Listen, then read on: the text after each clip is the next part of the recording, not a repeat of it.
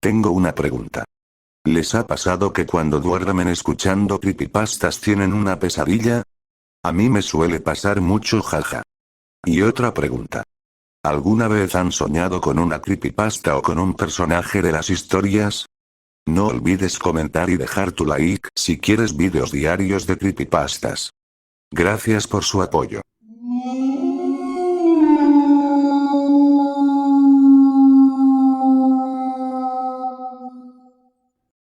El camión de helados se llevó a mi hija.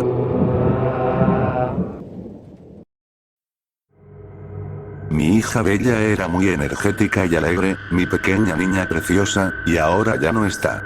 He guardado esta historia para mí durante años. Las únicas personas que la han escuchado son los policías, y no hicieron absolutamente nada. Perdón por mi mala redacción, no soy escritora, solo soy una persona compartiendo su historia entre muchas otras, con la esperanza de encontrar consuelo y confirmar que, de verdad, no estoy loca.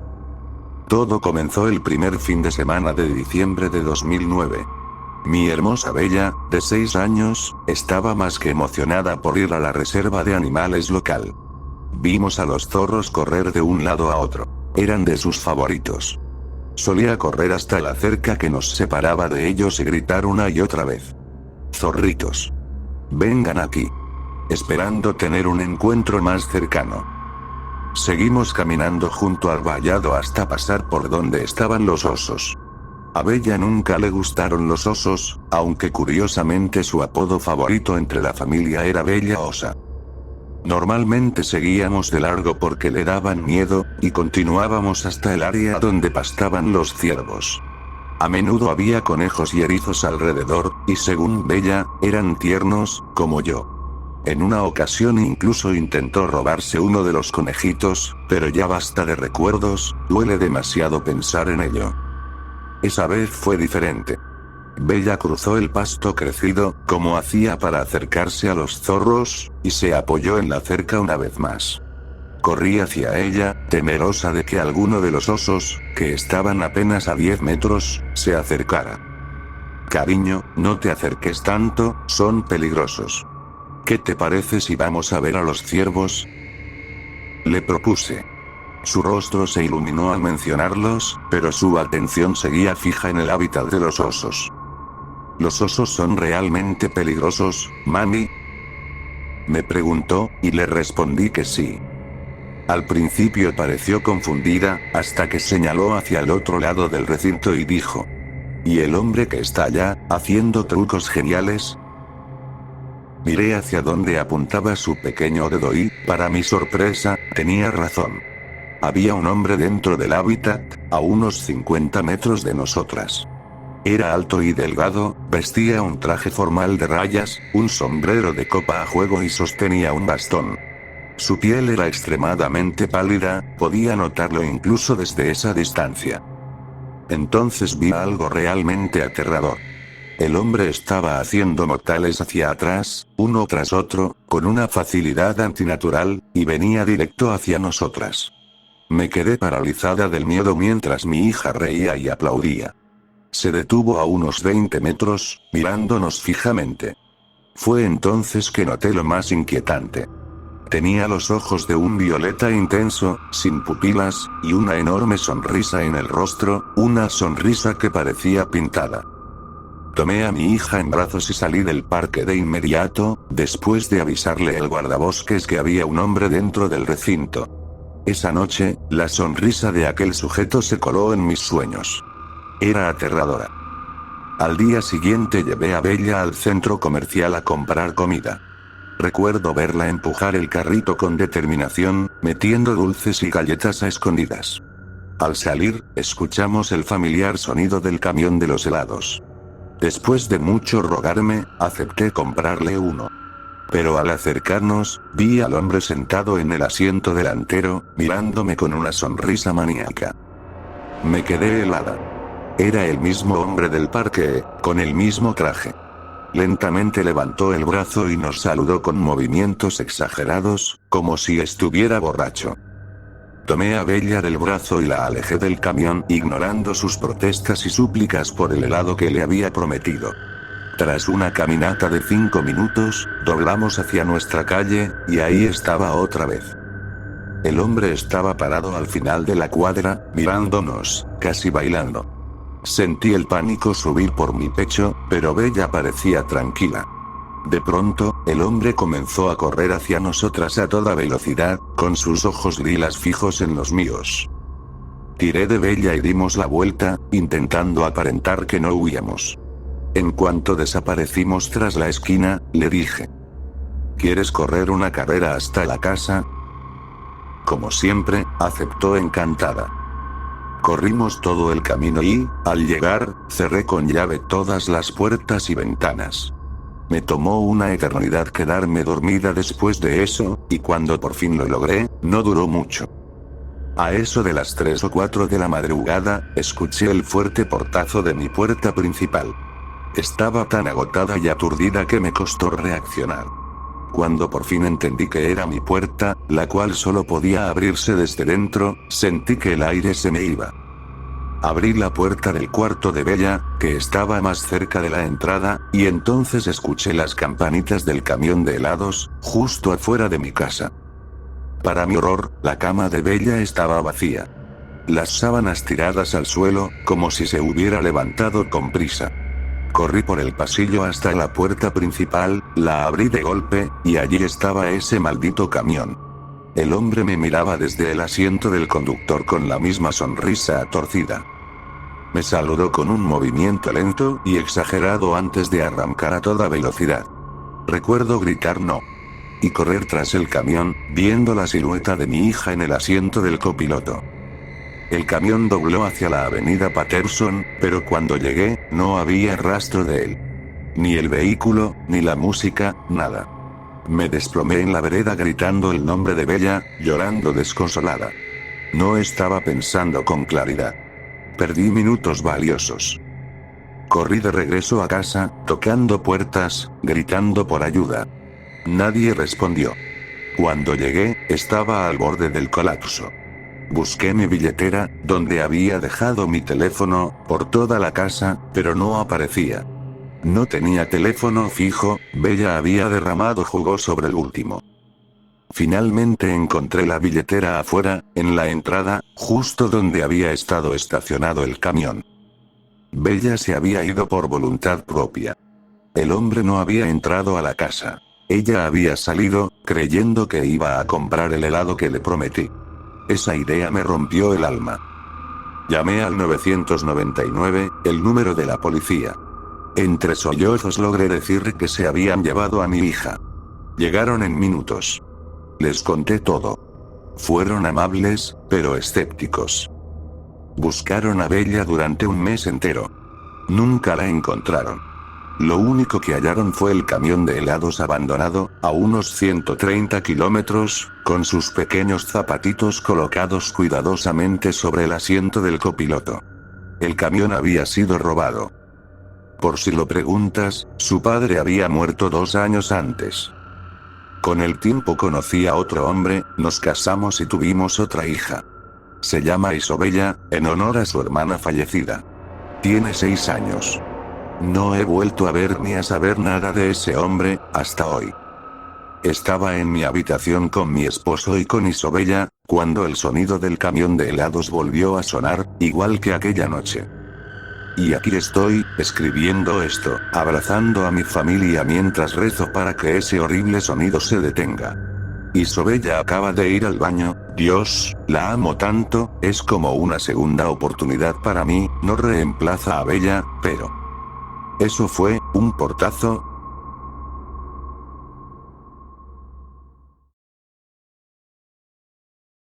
Resolví el caso de los secuestros en Disneyland, pero a un precio terrible. No es común que el gobierno busque mi ayuda para uno de sus casos más poco ortodoxos. Ni siquiera sabía que estaban al tanto de mis experiencias con lo paranormal, que habían leído mis archivos de casos y los habían tratado como amenazas a la seguridad nacional. Y mucho menos tenía idea de que me habían estado vigilando desde que empecé a filtrar esos archivos en internet. Así que cuando irrumpieron en mi casa una mañana, con las armas levantadas, estaba más que sorprendido. ¿Puedo ayudarlos, caballeros?, pregunté. Parecían inseguros de si debían bajar sus armas. Finalmente, uno de ellos dio un paso al frente. Un sujeto bien afeitado, de estatura promedio, con pantalones elegantes y una chaqueta de cuero rígida. Sacó una reluciente placa del bolsillo y me la mostró frente al rostro. Norman Clanky, FBI, dijo. Tenía una voz grave y rasposa, de esas que uno sospecha que usa más por intimidación que por naturaleza. Espero no estar metido en problemas, respondí. Los hombres que estaban en la puerta se miraron con inquietud. Norman bajó la placa y carraspeó. Técnicamente, no, contestó. No estamos precisamente contentos con lo que hemos leído sobre usted, pero este no es el momento ni el lugar para hablar de eso. Ahora mismo necesitamos su ayuda. Me acomodé en una silla y crucé los brazos. Los escucho, dije. Así fue como terminé involucrado en la investigación de Disneyland. La verdad, no era la primera vez que me veía envuelto en un caso extraño en ese parque en particular. En los 90, mucho antes de hacer públicas mis investigaciones, había trabajado en un caso de personas desaparecidas en Disneyland. Resultó ser exactamente el tipo de cosa en la que me especializo. El gobierno había capturado a un hombre que no era un hombre, una criatura que llevaba un rostro humano, y yo los ayudé a neutralizarla. En aquel entonces creí que se trataba de un doppelganger, un fenómeno raro, pero que sabía cómo manejar. Dejé el caso atrás y lo olvidé. El gobierno, al parecer, no lo olvidó. Y cuando empezaron a desaparecer más personas, desarrollaron una nueva teoría. Seré el primero en decir que la idea de los extraterrestres me parece ridícula. O al menos, los extraterrestres tal como la mayoría los imagina. Hombrecillos grises con ojos saltones que vuelan en platillos plateados. Creo que existen entidades allá afuera, en algún rincón del cosmos. Claro. Lo sé mejor que nadie en este planeta. Pero los hombrecillos grises eran donde trazaba la línea. Aún así, Clanky y sus hombres no dejaban de usar esa palabra. Alienígenas. Y después de un tiempo, yo también empecé a pensarlos así. Algo estaba oculto en ese parque, eso era seguro. Algo que no pertenecía a este mundo. Pero si venía del espacio exterior, o de otro lugar completamente distinto, no lo podía asegurar. Empecé a patrullar el parque con regularidad, recorriendo desde Main Street hasta Tomorrowland, atento a cualquier cosa fuera de lo común. No era fácil. Disneyland es un hervidero de turistas, incluso en sus días lentos, y tratar de pasar desapercibido entre tanta gente es difícil cuando uno es tan alto y pálido como yo. Hablé con todos los empleados que pude. Ninguna conversación reveló gran cosa, aunque el jefe de seguridad tenía algo raro, una actitud que no lograba descifrar. Me llevó a un recorrido por los túneles bajo el parque, asegurándome que todo estaba bajo control, que Disneyland era completamente seguro y que los niños extraviados siempre eran reunidos con sus padres. No me cayó bien. Incluso hubo un momento incómodo en el que detuvo el recorrido para gritarle a un conserje que se había caído en los túneles. Yo no pude hacer más que quedarme parado, incómodo. Varias veces sentí que estaba cerca.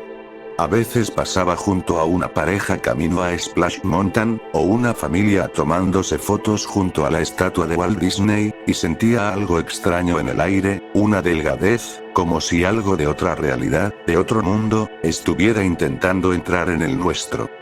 Tal vez hubo ocasiones en que ese algo lo consiguió. Algunos relatos que he leído hablan de lluvias en plena temporada seca de California, o mencionan artefactos de operaciones militares estadounidenses que nunca existieron. ¿Era eso lo que hacían los alienígenas? Traer cosas de líneas temporales alternas a esta, usándolas para experimentar con visitantes desprevenidos. No podía estar seguro. Día tras día hacía mis rondas, sintiendo que siempre estaba a un paso de la verdad. Hasta que recibí una llamada de Clanky. Por primera vez desde que lo conocía, sonaba cautelosamente optimista. Ven al parque después del anochecer. Me dijo. Creo que los encontramos. Disneyland de noche tenía una atmósfera extraña, como si estuviera medio dormido, listo para despertar en cualquier momento. Caminé entre vitrinas vacías y atracciones silenciosas sin mucha prisa. Era difícil creer que justo allí, de todos los lugares, unos seres de otro mundo hubieran elegido llevar a cabo sus experimentos con la humanidad. Incluso en la oscuridad, Disneyland parecía un lugar donde nada malo podía suceder, donde los sueños realmente se hacían realidad. Clanky me esperaba en la entrada de Tierra de Aventuras, con un cigarrillo entre los labios y la misma chaqueta de cuero con la que irrumpió en mi casa. La gran máscara de madera sobre el arco me observaba mientras me acercaba. Clanky tiró el cigarrillo y aplastó las cenizas bajo su bota, mirándome con desconfianza. ¿Siempre usas ese estúpido sombrero?, preguntó. ¿Y tú siempre usas esa estúpida chaqueta?, respondí. Clanky se removió incómodo, tirando de sus mangas. Podía notar que el tipo no era mi mayor admirador. El disgusto se le notaba a kilómetros. Pero era un profesional, y tenía que actuar como tal. Carraspeó y continuó. Hemos revisado el parque de arriba abajo, y creemos que finalmente encontramos el lugar donde los alienígenas establecieron su base. Ya sabes que hay una red de túneles debajo del parque para que los empleados se desplacen. Bueno, bajo Tierra de Aventuras, hay una puerta amarilla que no hemos podido abrir. Todos los que pasan por ahí dicen sentir escalofríos, como si hubiera una pared de energía saliendo de ella. Los directivos del parque no han querido decir nada. Todo apunta a algo raro, así que queremos que bajes ahí e investigues. Por supuesto, dije. Solo indícame el camino. Me condujo por las calles selváticas de Tierra de Aventuras hasta un lugar llamado Liberty Square, donde reveló una puerta oculta y una escalera que descendía a la oscuridad. Me dijo que las luces funcionaban, y lo comprobó contactando por radio a un encargado del parque. Pronto los escalones bajo mis pies se iluminaron con un resplandor pálido. Me ajusté el sombrero en dirección a Clanky y bajé a los túneles, sabiendo que él me observaba irme, probablemente con un gesto de fastidio en el rostro. Los pasillos eran curvos y cubiertos de tuberías metálicas. Mantuve una mano apoyada en la pared mientras avanzaba. El silencio absoluto de los túneles me erizó la piel. Quería oír algo, lo que fuera. El goteo de una tubería lejana o el zumbido de un insecto. Pero no llegaba ningún sonido, salvo el de mi propia respiración. Sentí la puerta amarilla antes de verla. ¿Cómo la había descrito Clanky? Te pone la piel de gallina. La puerta en sí era simple, solo un rectángulo metálico pintado de amarillo, pero irradiaba una sensación de inquietud tan fuerte que no podía negarla. Puse la mano sobre la superficie y de inmediato me invadió un mareo abrumador. Me costó reunir fuerzas para bajar la mano hasta el pomo. Clanky me había dicho que sus hombres no pudieron abrirla, pero el pomo giró fácilmente en mis dedos, tan silencioso como el resto de esos túneles. La puerta se abrió apenas una rendija, y la empujé para mirar dentro. Nada más que oscuridad, y una ola de náusea que me revolvió el estómago. Contuve la respiración, sujeté el brazo de mi abrigo y di un paso al interior. Entonces el mundo desapareció en una explosión de luz blanca cegadora. No podía entender del todo dónde estaba. No parecía estar de pie sobre algo sólido, pero tampoco flotaba. Simplemente era. Mi conciencia se había soltado de su ancla. Seres extraños reptaban a mi alrededor, deslizándose como hilos sueltos de tela, mientras adoptaban formas que reconocía. Mascotas con disfraces, hombrecillos grises, anillos giratorios de luz anaranjada. Eran todas esas cosas a la vez, y al mismo tiempo no eran ninguna. Traté de comprender. ¿Qué son ustedes?, pregunté, una voz sin boca. Su atención se volvió hacia mí. Las entidades vibraron, ondulando como el agua cuando cae una piedra, y pude sentir su mirada clavarse en la esencia misma de mi ser. Era una atención apagada, carente de emoción, como la de científicos observando una muestra en una placa de Petri. Jamás había sentido una clase de escrutinio tan frío. Me aterrorizó. Nosotros. Respondió una voz colectiva, como el zumbido de abejas reunidas en una colmena. Luego. Confusión. Identidad. Explica. Soy el inspector. Dije. Pero supongo que eso no es lo que quieren decir. Los seres chirriaron y giraron, formando un patrón giratorio que me hizo doler la mente. Desconocido. Amenazante. Eliminar. ¡No! Grité, mi voz resonando en la nada. No estoy aquí para amenazarlos. Solo quiero entender por qué están aquí y qué están haciendo con los humanos. Dos de las entidades, una grotesca imitación de Mickey Mouse y un delgado alienígena gris de ojos abultados, se volvieron a mirarse entre sí. Hubo una sensación de fusión, de conversación muda que fluía entre ellos como un río invisible. Colonización. Renacimiento. Asimilación. Aceptación. Y el conocimiento me golpeó, arrollándome la mente como una ola de estática sólida. Un mundo distinto, árido, sin vida, reducido a cenizas por la guerra y los desastres naturales. Un plan para migrar, para comenzar de nuevo, en un mundo de luz y esperanza. Un destino giratorio, un faro en medio de un multiverso de decadencia y muerte. El lugar más feliz de la Tierra. Esa era su segunda oportunidad. Su ocasión para crecer, reconstruir y repoblar. Y había tantos recipientes en este mundo para ayudar a esparcir las semillas de su especie. Pero esas son personas. Protesté. Esos recipientes suyos tienen pensamientos, emociones, historias. Personas que los aman y los valoran, que les dan sentido a sus vidas.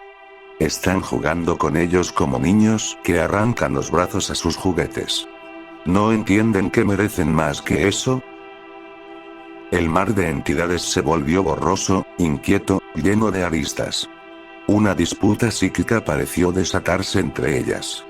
Deseé poder protegerme de su furia, pero allí era menos que un cuerpo, una sombra más allá de lo físico. Finalmente, la tormenta mental cesó y volvieron a enfocarse en mí. ¿Alternativas? ¿Extinción? ¿Inminente? Existen otros mundos además de este. Respondí. Mundos vacíos, pacíficos, donde pueden empezar de nuevo. No necesitan interferir en la vida de las personas para reconstruir su especie. Solo terminen sus experimentos aquí, dejen en paz a los humanos y busquen un nuevo hogar. Puede que tome tiempo, pero existe. Se los prometo. Un leve destello de interés recorrió aquel mar de conciencia. Unas luces anaranjadas comenzaron a girar, transformándose en gotas de plata lunar. Sentí una burbuja de esperanza formarse dentro de mí, pero no era mía. Les pertenecía a ellos, irradiando desde su ser como rayos de sol. Adoptaron sus formas reconocibles y flotaron frente a mí. Entendido, hablaron al unísono. Éxodo. Reubicación. ¿Terminar? Sí. Dije, sintiendo como el alivio me invadía. Sí, pueden terminar estos experimentos. Pueden dejar este mundo y pasar al siguiente. Son libres. Hubo un murmullo bajo, un canto suave, como el eco de insectos en una noche de verano. Luego, una luz brillante nos envolvió desde arriba. Las entidades levantaron su atención hacia el resplandor, alzando lo que parecía ser sus manos hacia él, y una a una comenzaron a desvanecerse. Escuché un grito de júbilo silencioso rasgar mis oídos. Después, una ráfaga, un torbellino de viento rugiente, y de pronto fui arrojado contra un suelo de concreto. Los alienígenas se habían ido. Estaba solo, en una sala vacía de almacenamiento muy por debajo del reino mágico. Apenas salí de los túneles bajo tierra de aventuras, me encontré rodeado por un escuadrón de hombres armados, cada uno empuñando una pistola plateada. Levanté las manos con cansancio. Mi encuentro con los seres de otro mundo me había dejado exhausto, y aunque la situación parecía una caricatura de redada exagerada, no podía confiarme.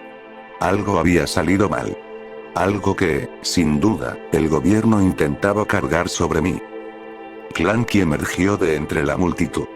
Su propia arma estaba desenfundada, y había en su rostro una seriedad que nunca le había visto. Incluso si me encontrara en plena forma, sabía que no podría salir de esta con una broma. Teníamos un trato. Dijo en voz baja. Nosotros y los alienígenas. Disney también estaba involucrado. Les dejamos hacer sus experimentos y ellos nos construyeron híbridos. Soldados perfectos, más fuertes que cualquier humano. Todo por tu culpa, inspector. Tú nos mostraste que allá afuera hay cosas peligrosas, y no estábamos preparados para enfrentarlas. Así que esta fue nuestra última opción. Nuestra forma de contraatacar. Así que aprobaron el secuestro y la experimentación de personas inocentes. Dije, con las manos aún en alto. Todas esas familias, todos esos niños, Clanky. Los entregaron a fuerzas que ni siquiera pueden comprender. ¿Y para qué? Poder. Las cosas que existen allá afuera no se preocupan por tu ejército de superhumanos. No les importa cuántas vidas destruiste por tu absurda necesidad de estar en la cima de la cadena alimenticia. Tienes mucho valor para hablar. Dijo, con un gruñido. ¿Qué hiciste ahí abajo? Yo no. Empecé a decir. ¿Qué hiciste? Rugió. Hablé con ellos. Respondí. Razoné con ellos. Les hice ver que sus esfuerzos en este plano estaban causando más daño que bien. Los convencí de terminar sus experimentos y marcharse. Eso no fue lo único que terminaron. Dijo, y noté cómo le temblaba la mano que sostenía el arma. Mientras estabas ahí abajo, todos los híbridos, todos los abducidos que estábamos vigilando de cerca, todos cayeron muertos. Cada uno de ellos. Sus corazones se detuvieron, como si alguien hubiera apagado un interruptor gigante. Algo filoso se me retorció en el estómago. No puedes decir que. Alcancé a murmurar. Me refiero a esos inocentes de los que estabas hablando. Me interrumpió. Esas familias, esos niños que querías proteger. Miles de estadounidenses desprevenidos están muertos esta noche por tu culpa. ¿Cómo se siente eso? No. Susurré. Fue lo único que pude decir. Clanky hervía de furia. Pensamos que los alienígenas te matarían. Ese era el plan, ¿sabes? La razón por la que te trajimos aquí. Pero esos malditos inútiles ni siquiera pudieron terminar el trabajo, amartilló el ama. Ahora me toca enterrarte a mí. Vi cómo su dedo se tensaba en el gatillo, pero para cuando la bala salió disparada del cañón, yo ya me había lanzado detrás del puesto de comida más cercano. Más disparos rasgaron el aire a mi alrededor mientras corría desesperado hacia el corazón del parque. Una bala abrió un agujero en mi abrigo. Otra pasó zumbando a centímetros de mi sombrero. Pero ninguna me alcanzó, y finalmente puse suficiente distancia entre ellos y yo como para no escuchar sus pasos sobre el pavimento. Los míos eran casi silenciosos. De hecho, el único sonido que podía oír en la quietud del parque era el latido ensordecedor de mi propio corazón. Corrí, y mientras lo hacía sentí las lágrimas resbalando por mi rostro. Toda esa sangre estaba en mis manos. Después de todo lo que hice para proteger a la gente de este mundo, al final solo les había traído muerte y sufrimiento. Tantas historias terminaron esta noche. Tantas familias llorarían a sus seres queridos. Me sentía como una mancha, una cicatriz horrible sobre el lienzo del universo. Por un momento fugaz me pregunté si podría llamar a los alienígenas para que me llevaran con ellos, desaparecer en el nuevo mundo que llamaban hogar. Pero el pensamiento se desvaneció antes de poder formarse del todo. No me fui del parque esa noche. Me senté en lo alto de Muelle Paraíso y observé el mar de linternas buscándome entre la oscuridad. Desde ahí, lejos del mundo de abajo, traté de apartarme mentalmente de la realidad de las 1000 luces que se apagaron esta noche, de las 1000 luces que yo había apagado. Era una noche cálida. Una noche tranquila. Traté de imaginar cómo se vería al día siguiente, con todos esos rostros alegres cruzando las puertas, riendo, explorando las calles, tomándose fotos con las mascotas. Parecía imposible que pudieran seguir sonriendo después de lo que había pasado. Pero lo harían. La muerte no tiene poder en el lugar más feliz de la Tierra. Al menos están a salvo. Me dije. No habría más experimentos con los visitantes de Disneyland. Eso, al menos, era una pequeña victoria. Pero no bastaba para compensar todo lo demás que había hecho. A los amigos y familias de los que perdimos. Lo siento. Sé que no es suficiente. Son libres de odiarme y maldecir mi nombre, porque lo merezco. Pero créanme cuando les digo que haría cualquier cosa por volver atrás y encontrar otra forma de terminar con esto. Espero que puedan encontrar en sus corazones la manera de perdonarme.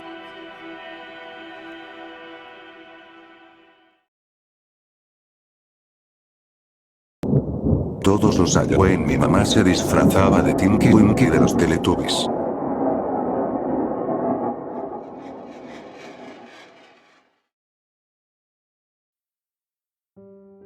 No sé por qué a mi mamá le gustaba tanto ese disfraz, yo lo odiaba. Imagina despertarte cada mañana de Halloween y ver a Tinky Winky parado sobre ti, y no el Tinky Winky que ves en la televisión, no. El disfraz de mi mamá era una especie de imitación barata salida del infierno. Los ojos estaban hundidos y eran demasiado grandes para su cara, la piel parecía húmeda, casi gelatinosa al tacto. Y esa sonrisa inquietante, nunca la olvidaré, solía darme pesadillas. No podía decirle a mi mamá cuánto me asustaba porque solo haría que fuera peor. Le encantaba torturarme así. A mi mamá realmente le encantaba Halloween y todo lo relacionado con el terror. Bueno, decirle encantaba quizás sea quedarse corto, era más bien una obsesión. Era de lo único que hablaba la mayor parte del año. Apenas terminaba Halloween, empezaba a planear el del año siguiente, y eso le costaba una fortuna a ella y a mi papá, porque se negaba a repetir el mismo tema 2 veces. Así que casi todo tenía que comprarse nuevo, como podrás imaginar, eso no le agradaba nada a mi papá. Cuando mi hermano Luke y yo éramos niños, mis padres solían pelear mucho por la obsesión de mamá. Pero con el tiempo mi papá se dio cuenta de que estaba luchando una batalla perdida y se rindió. Supongo que no tenía mucha opción o ella le habría hecho la vida imposible. Una vez no le permitió comprar un zombie animatrónico que saltaba de su asiento porque decía que costaba demasiado. Ella le dio atún para el almuerzo y la cena todos los días durante 6 semanas, porque decía que era su comida favorita, y lo era. Ahora no soporta ni el olor sin empezar a vomitar. Pensándolo bien, hay una larga lista de comidas que mi papá ya no tolera, me pregunto por qué. Pero siendo justos con mi mamá, ella era tranquila y nunca se quejaba, incluso cuando él olvidaba sus cumpleaños, lo cual pasaba muy seguido, así que supongo que era difícil discutir con ella por unas cuantas decoraciones. A mi mamá no le importaba ninguna otra festividad, así que para Navidad y cumpleaños, Luke y yo solíamos comprarle cosas de Halloween. Decoraciones, adornos, incluso objetos de películas, le encantaban esas cosas. Una vez le compré un disfraz de Pinead porque sabía cuánto amaba la película y pensé que quizá la animaría a usarlo, y así fue, pero lamentablemente no en Halloween. No era el único al que le aterraba ese perturbador traje de Tinky Winky, mi hermano también lo odiaba. Siempre buscábamos maneras de deshacernos de él. Pero la única vez que lo veíamos era en Halloween. Registramos cada rincón de la casa cientos de veces, pero nunca pudimos encontrarlo. Así que tratamos de buscar formas de hacer que se lo quitara, pero no era fácil, como dije, nunca la vi romper el personaje ni un segundo, mucho menos quitarse el traje. Incluso la vez en que Luke se cayó del roble en el patio trasero y se fracturó la muñeca, ella lo mantuvo puesto todo el tiempo en el hospital. Era una locura que no rompiera el personaje para decirle al doctor lo que había pasado. Por suerte intervine y expliqué que mantenerse en personaje era una tradición familiar. Creo que si hubiera tenido que escuchar un EO más, la habría internado, y con razón. Sorprendentemente se lo tomó bien y no llamó a servicios sociales, aunque seguramente pensó que estaba drogada. En los últimos años Luke y yo hemos apostado para ver quién lograba conseguir ese traje primero. Intentamos de todo, desde echarle cubetas de agua encima hasta ponerle laxantes en la comida, en lo cual no tuve nada que ver, debo añadir. Pero sí la incendié accidentalmente una vez. Intentaba sacarla de ahí con humo, usando un poco de salvia que ella guardaba para alejar espíritus, pero no salió como planeaba, y bueno, así terminó recibiendo el cubetazo de agua. Me sentí fatal por eso. Se quedó en cama el resto del día empapada y arruinó su Halloween. Después de eso acordamos esperar a que se quitara el traje antes de intentar destruirlo. Desde entonces tratábamos de sorprenderla y empezamos a espiarla. Estábamos seguros de que tenía que quitárselo en algún momento para comer o ir al baño. Resulta que nunca rompió personaje ni una sola vez cuando estaba sola, era una locura verla cantar y bailar así todo el tiempo. Un año nos levantamos muy temprano para atraparla antes de que se pusiera el traje, pero juro que debió haberse ido a dormir con él porque cuando entramos a su habitación estaba completamente disfrazada. A menudo le preguntaba a mi mamá qué pasaba con ese traje, pero ella siempre respondía lo mismo. Es una tradición familiar. Lo cual nunca tenía sentido para mí, ya que ella era la única que parecía participar. Incluso mi papá evitaba hablar del tema, lo único que conseguía sacarle era: habla con tu madre, ese no es mi departamento, antes de alejarse cada vez que lo mencionaba. El año pasado decidí deshacerme de esa cosa de una vez por todas. No podía enfrentarme a despertar otra mañana con ese traje acostado a mi lado. Todavía me da escalofríos recordar sus brazos viscosos rodeándome. Mi papá y Luke solían pensar que era divertidísimo cuando despertaba gritando cada Halloween. Ni siquiera podían desayunar de la risa. Apostaría que si les pasara a ellos no les parecería tan gracioso. Les dije varias veces esa mañana que ya no podía más y le prometí a mi mamá que, si no me dejaba en paz, jamás volvería a usar ese asqueroso traje. Lo cual, viéndolo ahora, no fue la mejor manera de decirlo, considerando lo que le pasó después. No planeaba lastimarla. Pensé que, si la amenazaba, me dejaría tranquilo. Pero no lo hizo, de hecho, solo empeoró todo, pasó el día entero saltando desde cualquier esquina y asustándome hasta dejarme temblando. Hasta que por fin perdí el control. Eran como las 8. Acababa de terminar de arreglarme para salir y bajaba las escaleras. De repente saltó hacia mí cuando doblé la esquina en lo alto de la escalera. No lo pensé, solo reaccioné y la empujé, no fuerte, solo un pequeño empujón, y cayó dando vueltas hasta el fondo. Esa fue la primera vez que escuché su voz en Halloween. Gracias. Fue lo único que dijo antes de quedarse en silencio. Bajé corriendo para ayudarla, pero no podía descubrir cómo quitarle el traje. No tenía cierre ni nada parecido. Intenté arrancar la cabeza, pero cuando lo hice comenzó a gemir. Me alivió escucharla, pensé que estaba muerta. Estaba por llamar a una ambulancia, cuando escuché llantas derrapando afuera de la casa.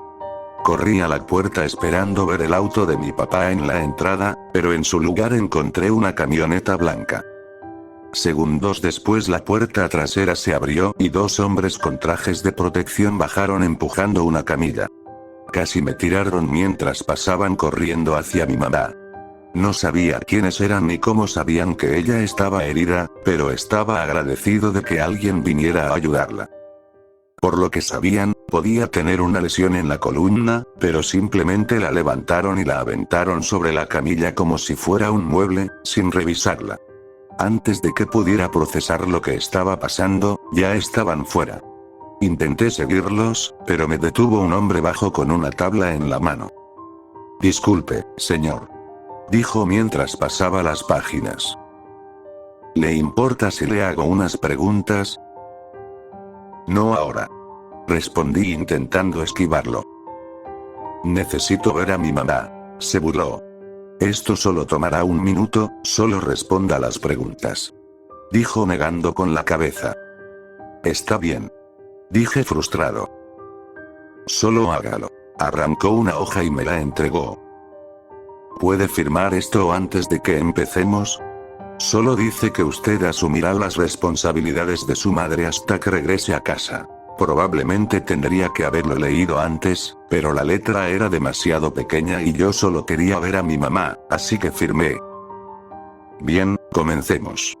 ¿Le gusta el color del cielo? Si no, ¿de qué color le gustaría que fuera? Al principio pensé que estaba bromeando y me reí, pero eso lo enojó. Por favor, señor, tiene que tomar esto en serio. Dijo mientras me empujaba el bolígrafo contra el pecho. Quiero salir de aquí hoy y tenemos mucho que cubrir. Así que responda rápido y con sinceridad. ¿De acuerdo? Estaba un poco desconcertado, así que solo asentí. Entonces, ¿el color del cielo? ¿Le gusta? Dijo impaciente esperando mi respuesta. Asentí. Sí. Bien, ¿en qué estaba? Dijo mientras movía su bolígrafo sobre la tabla. Ah, sí. Si pudiera ser cualquier animal, ¿cuál sería?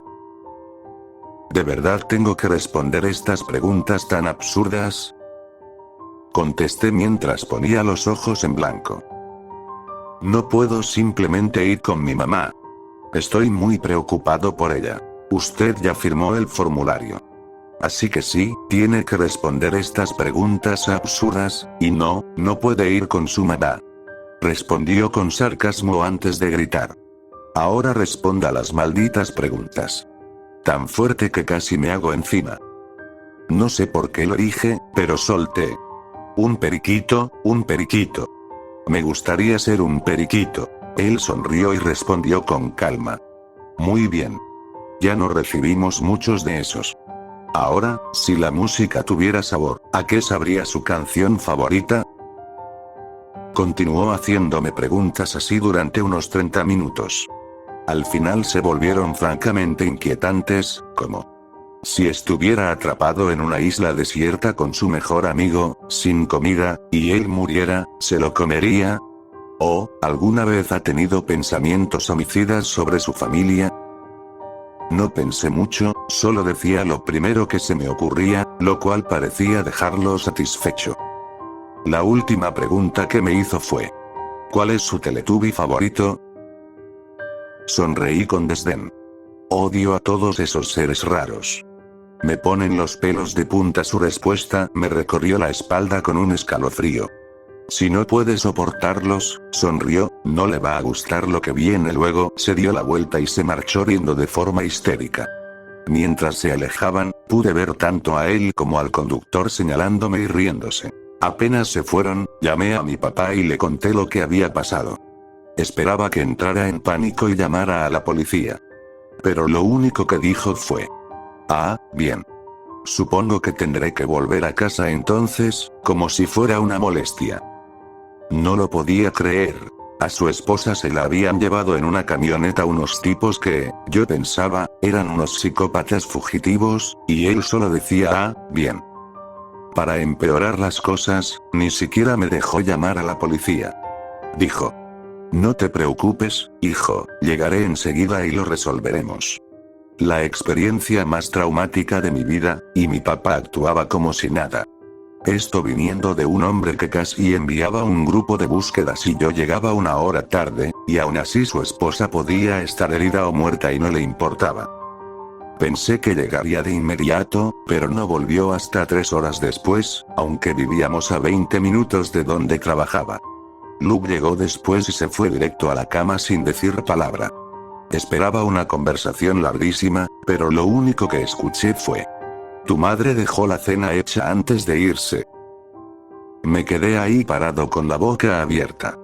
Estaba seguro de que estaba soñando. No había otra forma de explicarlo. Cuando reaccioné, mi papá estaba en la cocina, comiendo como si nada hubiera pasado. Me sentía muy culpable por lo que le hice a mi mamá y confesé todo. Pensé que me mataría por haberla empujado por las escaleras.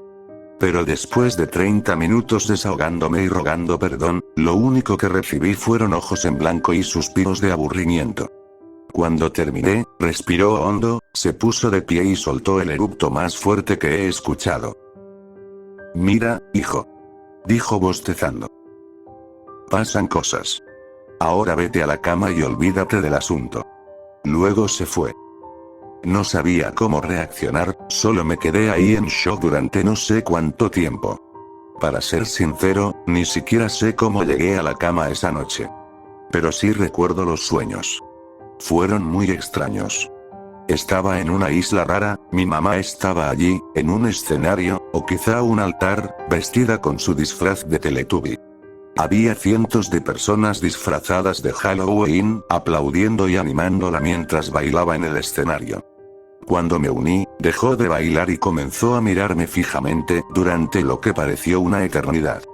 Empecé a sentirme incómodo y me levanté, pero cuando estaba por alejarme, mi mamá gritó y alguien me agarró por detrás y me arrastró hacia el escenario.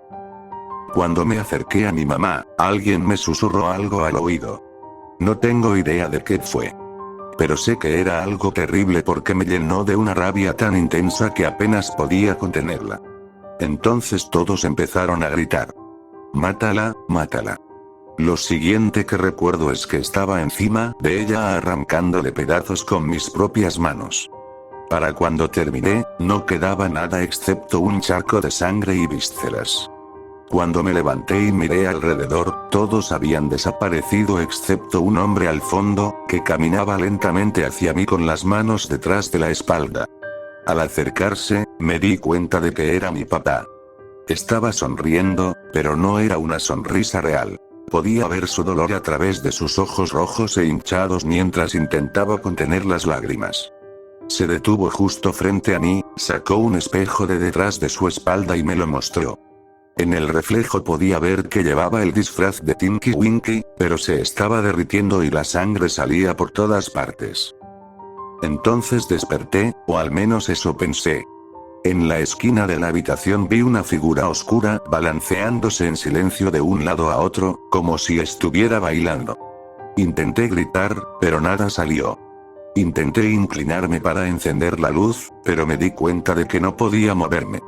Me asusté tanto que creo que perdí la conciencia. Cuando desperté de nuevo, seguía paralizado, y esa cosa estaba más cerca.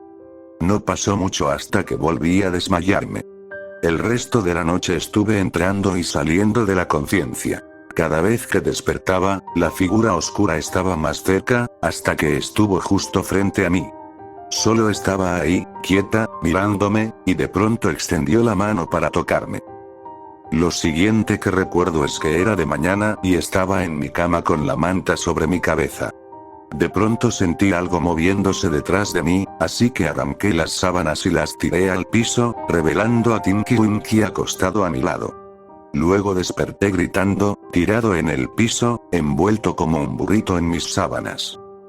En ese momento pensé que solo había sido un sueño loco provocado por una noche aún más loca, pero no lo fue, lo descubrí de la peor manera. Ojalá lo hubiera tomado más en serio, quizá no habría empezado la reacción en cadena que llevó a este Halloween y a las cosas horribles que tuve que hacer.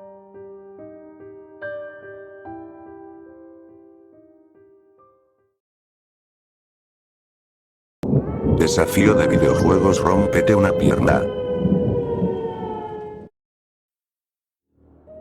Estaba sentado en el baño del trabajo revisando mi teléfono cuando apareció en la pantalla. Premio de 100.000 en efectivo, sin registro, entrada gratuita. Pensé que podía ser una estafa, pero igual hice clic en el enlace. Estaba seguro de que estaría bien mientras no descargara nada. Me llevó a una página en blanco. La dirección era solo un montón de números al azar, ni siquiera tenía un punto ni nada. Eso solo hizo que durara más. Luego apareció una ventana con términos y condiciones y simplemente hice clic en aceptar. No fue intencional. Fue por reflejo. Ese tipo de ventanas aparecen en mi teléfono varias veces al día y tengo la costumbre de aceptarlas automáticamente. Eso me llevó a la página de reglas. Una vez que empieces tienes que jugar hasta el final. Si no lo haces, serás castigado en consecuencia, y si intentas evitar el castigo, nombraremos a alguien elegido por nosotros para ocupar tu lugar, y esa persona recibirá un castigo severo cada día durante 5 días o hasta que regreses. Después de 5 días, ambos serán eliminados. Si fallas en completar o pierdes tu desafío diario, perderás uno de tus 10 dedos. Cuando los pierdas todos, quedarás fuera. Esto es definitivo, sin excepciones. Cada desafío está adaptado a las necesidades de cierto individuo y debe ser completado por ese individuo. Cualquier intento de compartir información, sea intencional o no, será considerado trampa y serás exterminado, al igual que cualquier nominado asignado a ti. Hay 50 desafíos con dificultad creciente, recibirás un enlace a las 9 de la mañana todos los días y tendrás hasta medianoche para completarlo. Cuando todos los niveles estén terminados, se te dará una pregunta de opción múltiple y, una vez respondida, recuerda, no hay respuestas incorrectas, tu premio será enviado a la dirección del ganador 60 días después. Realmente no pedían ningún dato personal, ni siquiera una dirección de correo, así que pensé, ¿qué tengo que perder además de mi tiempo? Y tiempo era lo que más tenía desde que empecé a trabajar como guardia de seguridad en un almacén en los muelles. Era el único ahí todo el día, así que de todas formas pasaba mucho tiempo jugando en el teléfono. Cuando presioné Start al final de la página, apareció este juego pixelado en 2D, estilo RPG de los años 80, donde tienes que guiar a un tipo a través de una obra en construcción sin lastimarte. Era bastante fácil y me tomó quizá 30 minutos completarlo. Cuando llegué a casa esa noche, le pregunté a mi hijo sobre eso. Él estaba mucho más actualizado con este tipo de cosas, así que pensé que podría ayudarme. Pero no sabía nada o simplemente no le importó. Estaba ocupado con su propio juego. Así que yo mismo lo busqué en internet, pero no encontré nada, solo que era una empresa privada dedicada a investigación de mercado. No tenía sentido para mí que una empresa así organizara una competencia de videojuegos o que no la promocionara, siendo que ese sería el objetivo. Pero al menos no era una estafa, pensé. Sabía que mis probabilidades de ganar eran mínimas. Eran 100, 000, no iban a regalarlos tan fácil. Así que no le di más vueltas. Solo esperaba los nuevos niveles cada mañana, que eran muy variados. Un día podía estar explorando selvas en África y al siguiente ser un hombre de negocios caminando por Canary Wharf en Londres, pero el objetivo siempre era el mismo. Una semana después perdí mi primer nivel. No fue porque fuera difícil. Estaba desayunando con mi esposa y no presté atención cuando me pasó una taza de café caliente. Digamos que me quemé donde no quieres quemarte y solté el teléfono. Cuando lo recogí, mi personaje había caído del bordillo y se había roto la pierna. No me importó mucho en ese momento. Aún tenía 9 vidas.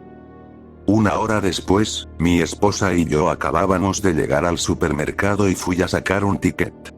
De repente, de la nada, un niño en su scooter apareció detrás de mí y me tiró al suelo. Ni siquiera se detuvo a ver si estaba bien, solo siguió. Cuando me levanté, me di cuenta de que me había roto el dedo meñique de la mano izquierda. Pasé todo el día en el hospital arreglándolo. En ese momento no relacioné nada, pensé que era mala suerte. Al día siguiente, cuando llegó el nuevo nivel, lo pasé sin problema, incluso con el dedo roto, ya que solo tenía que elegir entre 3 opciones cada vez que había un obstáculo. Pero al día siguiente la volví a arruinar. Esta vez fue mi culpa.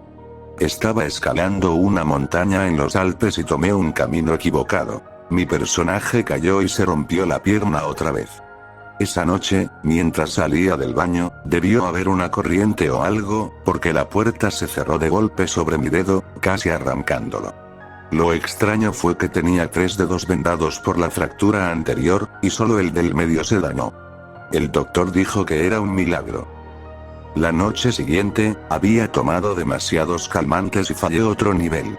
Esa noche, mientras dormía, volvió a pasar. No tengo idea de cómo. Supongo que se enredó en las sábanas y alguien, yo o mi esposa, se movió de golpe y se rompió.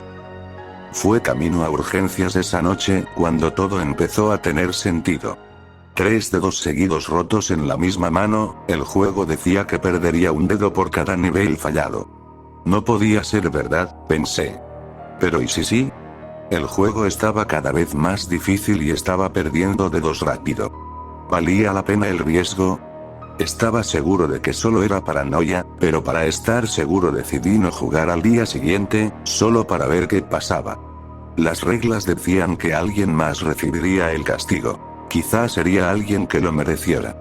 Yo no. El día siguiente fue el primero en años en que no tuve la cabeza metida en el teléfono. Mi esposa estaba encantada. Pensó que lo hacía por ella, ya que siempre me pedía que dejara el teléfono. Pero la verdad era que estaba demasiado asustado. No podía dormir, preocupado por proteger mis dedos. Pero desperté sin daños, fui a trabajar y me fui relajando. Hasta que esa tarde recibí una llamada de la escuela de mi hijo, avisando que había tenido un accidente y estaba camino al hospital. Tenía la pierna rota por jugar fútbol. Mi hijo no juega fútbol, pensé, a menos que sea la versión en PC. Cuando le pregunté más tarde, ni él sabía por qué lo hizo. Dijo que estaba sentado en el borde del campo y de pronto tuvo el impulso de unirse. Lo siguiente que recordaba era estar en el suelo gritando de dolor. Después de eso supe que tenía que seguir jugando, sobre todo porque mi hijo estaba involucrado. Tras los meses más difíciles de mi vida, llegué al último nivel, con suerte, con un solo dedo restante. Fue por lejos el más complicado. Caminar por un campo de batalla con tanques, disparos y minas ocultas explotando por todas partes. Elegí cada movimiento con cuidado. Me tomó casi todo el día. Cuando crucé la meta, estaba tan feliz de que todo hubiera terminado que me olvidé del premio hasta que apareció en la pantalla. Y para ser sincero, me daba igual, solo quería que terminara. Para finalizar el juego y reclamar tus 100,000, decía, elige con quién quieres compartir esta oportunidad. Pero no era una elección fácil. Tenía 2 de mis mejores amigos ahí para enviarles el enlace y debía escoger a uno. No podía hacerle eso a nadie. Al diablo el dinero, pensé mientras veía el contador llegar a 0. Llama mañana para tu segunda opción, decía antes de que arrojara el teléfono al otro lado del cuarto. No entendí lo que significaba hasta el día siguiente, cuando uno de mis amigos me agradeció por enviarle el enlace. Momentos después apareció otra alerta. Era mi segunda opción. Lo único que puedo decirle es que no haber elegido el día anterior me perseguirá siempre, porque ahora tenía que escoger entre mi madre y mi hijo. Mi hijo era bueno con juegos como Call of Duty y Fortnite, pero odiaba juegos antiguos como este. Sería una sentencia de muerte. Mi madre sabía moverse en juegos así en su época, pero ya no tenía la misma agilidad mental. Yo apenas había sobrevivido. Fue la decisión más difícil de mi vida. Habría preferido elegirme a mí mismo, pero no podía hacerlo sin arrastrar a mi hijo conmigo. Al final, elegí salvar a mi hijo. Era joven y tenía toda una vida por delante. Unas semanas después ella murió, y también mi padre. Fallecieron en el hospital tras una serie de accidentes extraños. No mintieron con el premio. 60 días exactos después llegó una carta avisándome que el cheque de mi herencia de 100.000 estaba listo para recoger en la oficina del abogado. Y de los 2 amigos que jugaron, uno sobrevivió, pero su esposa no. Él me culpa por todo. Me golpeó casi hasta matarme cuando fui a su funeral. Sabía que lo merecía, así que ni intenté detenerlo.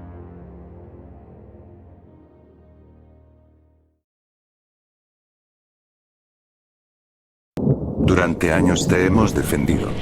Ahora, necesitamos que nos escuches. Nosotros, los Eastwood, siempre hemos vivido junto al bosque. Eso fue lo que mi mamá me enseñó cuando era pequeña, y nunca tuve razón para dudar de ella. Nos decía, con toda la razón, que nuestra familia es especial, siempre lo ha sido, no por quienes somos, sino por lo que hacemos y lo que hemos estado haciendo desde que la gente empezó a asentarse por aquí. Nosotras, es decir, yo, mi mamá y mis 5 hermanas, hemos pasado toda nuestra vida en nuestra pequeña casa aislada al borde del bosque, viviendo del agua que recolectamos, la comida que cultivamos y la carne que cazamos. Este lugar nunca tuvo un nombre formal. Siempre ha sido el bosque, con letras grandes e importantes. Su nombre no importa, dijo mamá una vez. Su verdadero nombre no se ha pronunciado en lengua humana en casi 200 años. No veo razón para romper esa tradición. Los únicos nombres por aquí son los nuestros. El mío es Abigail, el de mamá es Mary. Mi hermana mayor, Ana, tiene 25 años, 7 más que yo, y la menor, Lidia, solo 11. Hannah y Joanna están en algún punto intermedio. Sí señor, el clan Eastwood es fuerte y numeroso. Crecimos juntas, nos enseñamos unas a otras, nos ayudamos a sobrevivir. Nuestros nombres son importantes para nosotras, son lo único que nos queda cuando todo lo demás desaparece. Y una persona sin nombre puede desaparecer de la memoria demasiado fácil. A veces puede ser difícil no olvidar. Muchos Eastwood desaparecen en el bosque. Forma parte del territorio. Internet, siempre me dijo mamá, fue una bendición. Es lo más cercano a una educación formal que la mayoría de nosotras ha recibido, ya que nunca realmente asistimos a la escuela. Ha sido un buen escape del aburrimiento, y créanme, hay mucho de eso. Históricamente, hemos podido pasar generaciones enteras sin que ocurra nada importante. Mientras las demás son escépticas, espero que al menos aquí pueda contar nuestra historia. La historia de la familia Eastwood. Una historia que vale la pena recordar, sin importar el final. Es un relato, quizá un epitafio, y casi definitivamente una advertencia. Para todos. Todo comenzó hace aproximadamente una semana. Yo leía a la luz de una lámpara mientras mamá se sentaba en un sillón frente a mí, remendando una colcha con agujas torcidas y viejas. Ana cocinaba la cena, Lidia y Hannah estaban de guardia nocturna, mientras Eve y Joanna dormían. Habían estado de guardia toda la noche anterior, así que merecían descansar. Joseph, nuestro último hermano sobreviviente, había desaparecido meses atrás, se le daba por muerto. Sabíamos que eventualmente yo o alguna de mis hermanas tendría que salir de nuestro refugio y quedar embarazada si queríamos continuar la línea familiar. La vida aquí no es sobre romance, sino sobre deber. El único amor que podíamos permitirnos era familiar, y aún así, debías estar preparada para cortar los lazos rápidamente. Creo que de otra manera te volverías loca de la pena. Los Eastwood viven junto al bosque, me dijo mamá una vez, para contener el hambre. Nunca lo había visto en mi vida, así que una parte de mí dudaba de que siquiera existiera.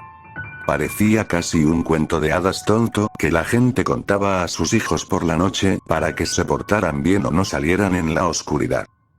El hambre ha existido desde mucho antes de que los humanos caminaran sobre esta tierra, Abigail. Dijo mamá, con las agujas de tejer haciendo clic. Es antiguo y cruel, sin mencionar paciente. Puede pasar siglos sin moverse, y luego atacar, disparando a todo lo que ve. Te tomará por sorpresa si bajas la guardia. ¿Y somos nosotras las únicas que pueden detenerlo?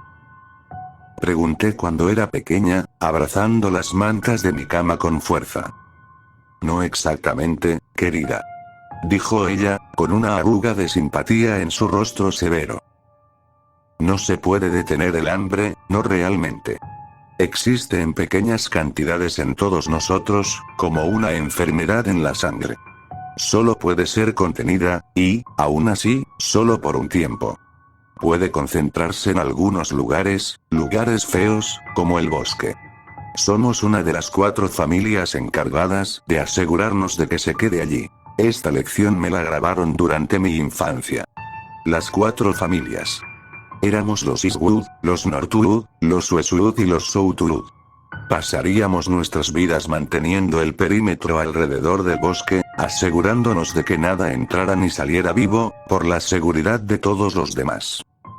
Miles de personas han desaparecido en el bosque a lo largo de los siglos, quizá decenas de miles. El hambre se las había llevado, dijo Ana, lo había visto con sus propios ojos. Me contó que, antes de que yo naciera, vio cómo el hambre se llevó a papá. Ese fue el único incidente del que nos prohibieron hablar cerca de mamá. No le gustaba pensar en lo que pasó con papá. Un minuto después, Ana entró en la sala, jadeando, con el cabello recogido en una coleta. ¿Cómo va esa sopa, Ana? Pregunté, levantando la vista de mi copia de la Isla del Tesoro. Va bien, solo que no sé cuándo estará lista. Se rió suavemente y se sentó en el sofá junto a mí. ¿Crees que Hannah y Lidia estén bien? Pregunté. Lo han hecho antes, saben lo que hacen. Dijo. Pero Lidia, es tan joven. Yo la entrené yo misma, Abby. Dijo Ana cansada, crujiéndose los nudillos. Puede que sea joven, pero es una tiradora experta.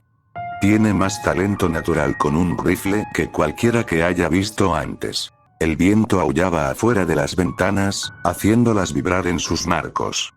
Siempre me ponía nerviosa, incluso Ana parecía un poco incómoda, pero mamá permanecía allí, estoica como siempre. A veces parecía hecha de piedra. Entonces, escuchamos sonar la campana. Mamá dejó caer sus agujas y se levantó de golpe, corriendo hacia el balcón sin dudar ni un segundo. Si antes no tenía miedo, definitivamente lo tenía ahora. Ana y yo corrimos tras ella, queriendo ver qué pasaba. La campana solo sonaba cuando alguien en la vigilancia presionaba el botón, y eso significaba que algo estaba pasando. Algo grande, y muy probablemente algo malo. ¿Qué pasa, Hannah? Preguntó mamá, con la voz por primera vez pareciendo frenética. Hannah tenía 15 años. Era pequeña y delgadísima, pero una chica dura. No lo parecería al verla en ese momento, parecía un cachorro aterrador. Hay luces, mamá. Dijo, entregando los binoculares. Luces en la línea de árboles. Muchas.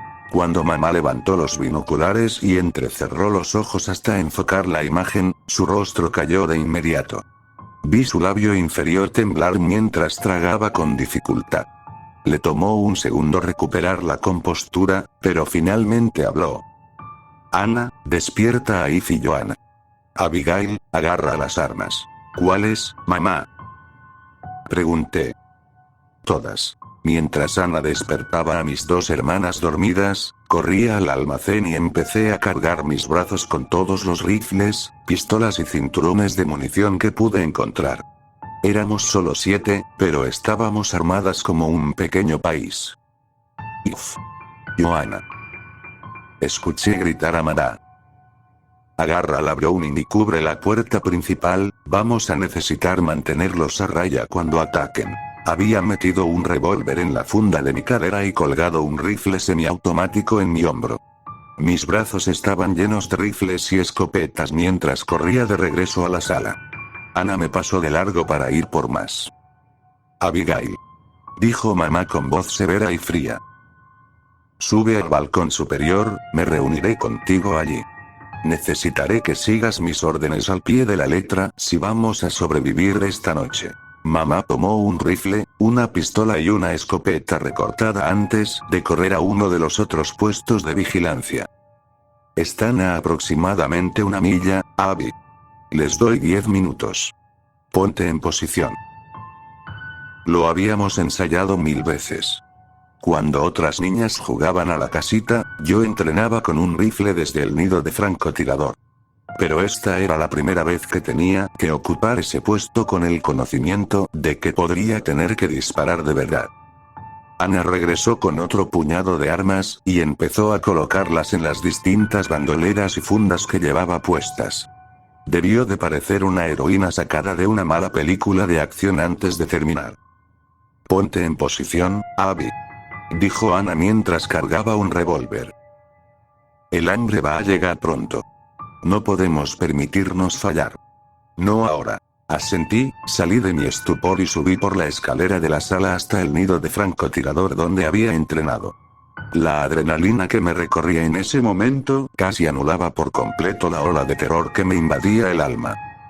El aire nocturno se sentía más frío ahora, como una brisa ártica. No podía distinguir si era el nerviosismo o la temperatura lo que me hacía temblar al tomar el rifle. De cualquier forma, el efecto era el mismo. Reducía mi eficacia en combate. Justo adelante, había una constelación de luces en movimiento y agitación. Me pregunté si eso era el hambre. Ese enorme y amorfo bulto de oscuridad con sus pecas luminosas. Esa duda se desvaneció rápidamente cuando los observé a través de la mira telescópica. Eran personas. Simplemente parecían personas. Todas sucias y demacradas, algunas vestidas y otras desnudas. Algunas con ropa moderna. Equipo de senderismo, trajes de negocios raídos, camisetas y pantalones cortos desgarrados.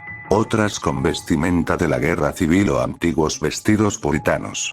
Algunas incluso cubiertas en diversos grados de piel humana en descomposición, como una criatura particularmente alta y delgada que llevaba lo que solo puedo describir como una capa hecha de rostros humanos cosidos entre sí. Solo con verlo casi vomité. Sentí una presencia detrás de mí y me giré para ver a mamá con su rifle de francotirador. Tenía la mirada fija en el horizonte mientras la Legión del Hambre se acercaba. No dispares todavía, Abby, dijo, con voz monótona. Pueden parecer salvajes, pero son astutos. Mandarán ondas de choque para tantear el terreno. ¿Qué quieren, mamá? Matarte, Abby. Matarte y llevarte. Somos lo único que se interpone entre ellos y el mundo ahora mismo, y aunque no sobrevivamos esta noche, debemos derribar a tantos de estos bastardos como podamos. Asentí y tragué saliva. Luego mamá hizo lo mismo. Cuando volví a mirar, me di cuenta de que muchos del hambre estaban armados. Algunos llevaban herramientas de agricultura, como hoces afiladas. Otros tenían lanzas caseras o arcos y flechas. Algunos cargaban mosquetes antiguos de la guerra civil. La multitud de luces brillantes eran casi siempre antorchas encendidas o lámparas de aceite. Mamá tenía razón. Vinieron a matarnos. Cuando estaban a no menos de 30 metros, la marea del hambre se detuvo y nos observó con una crueldad muerta. Sus ojos tenían un extraño resplandor rosado. Chicas. Gritó mamá. ¿Están en posición? Sí, mamá. Respondieron 5 voces regimentadas. No podría estar. Dijo mamá, con la voz quebrándose ligeramente. No podría estar más orgullosa de ustedes. Pase lo que pase, recuerden que las amo. Ninguno de estos bastardos sin alma puede cambiar eso. 10 figuras se separaron del hambre y comenzaron a caminar hacia la casa. Reían, chocaban cuchillos, balanceaban cadenas, tensaban arcos. Parecían haber salido de las mismísimas puertas del infierno. Disparen a mi señal. Gritó mamá. Primero los que tienen armas a distancia. Listas, apunten, fuego. Una letanía de pequeñas explosiones resonó, iluminando la noche. Las balas impactaron la primera oleada del hambre, destrozándolos. El disparo que hice atravesó el pecho de uno que cargaba una ballesta, derribándolo. Un segundo disparo, de mamá, le dejó solo la mitad de la cabeza. El hambre no se desanimó. Incluso los que abatimos caían riendo, mientras la gran masa detrás de ellos reía a carcajadas. Ahora que podía mirar mejor, eran fácilmente unos pocos miles. Parte de mí se preguntaba por qué siquiera se molestaban en jugar con nosotras así, cuando podrían asaltarnos todas a la vez fácilmente. ¿Qué pasa ahora? Susurré a mamá. Si es como la última vez, enviarán un embajador. Uno de los más habladores. Pondrán los términos. Efectivamente, mamá tenía razón. La marea del hambre se dividió cuando una sola figura avanzó, vestida con una mezcla de equipo de caza raído y piel humana curtida como cuero. Había algo familiar en su andar, en la forma de su cabeza, en su barba desaliñada. La forma en que se movía. Creo que mamá lo notó antes que yo. Dios mío.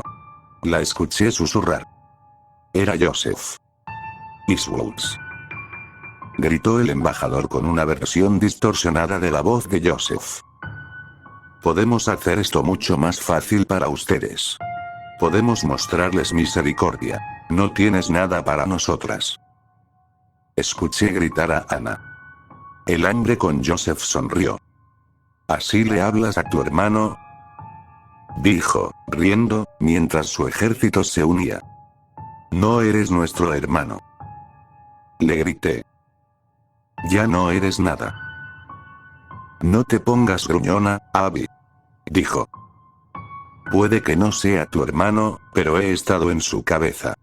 ¿Quieres saber qué soñaba hacerte, Abby? ¿Qué traviesos pensamientos tenía el buen Iu sobre ti? Mamá se inclinó y me susurró al oído. No escuches, está intentando desestabilizarte. No sabe nada. Abby. Se burló. Baja de ahí y pásala bien con tu hermano. Quiero ver si eres mejor que Lidia. Disparé mi rifle, y la bala atravesó la mejilla de Joseph Hambre. Él, supongo, eso, cayó al suelo como un peso de plomo. Tan muerto como un clavo. Me giré hacia mamá, y no podía descifrar la expresión de su rostro. Yo solo no quería oírlo hablar con su voz otra vez. El rostro de mamá no cambió, pero asintió. Ella entendía. El hambre era menos comprensivo. No creo que le agradara que asesinara a su portavoz, destruyendo la única pieza de influencia emocional que tenía sobre nosotras. Ahora no les quedaba nada más que violencia, y la tenían en cantidades inimaginables. Lo que debió ser unos pocos cientos, se separó de la horda y empezó a cargar como una turba desorganizada. Cantaban, gritaban y ululaban como maníacos, blandiendo cuchillos, garrotes y armas de fuego. Antes solo tanteaban el terreno, tal como dijo mamá, pero ahora iban en serio. Querían matarnos. If. Joanna. Ordenó mamá. Abran la puerta principal.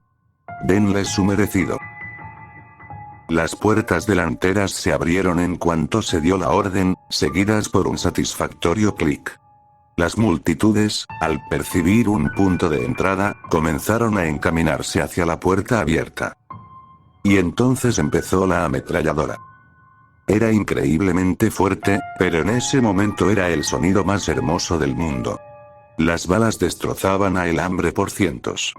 Rondas que los atravesaban limpiamente, decapitándolos y partiendo cuerpos a la mitad, aplastando costillas y cráneos.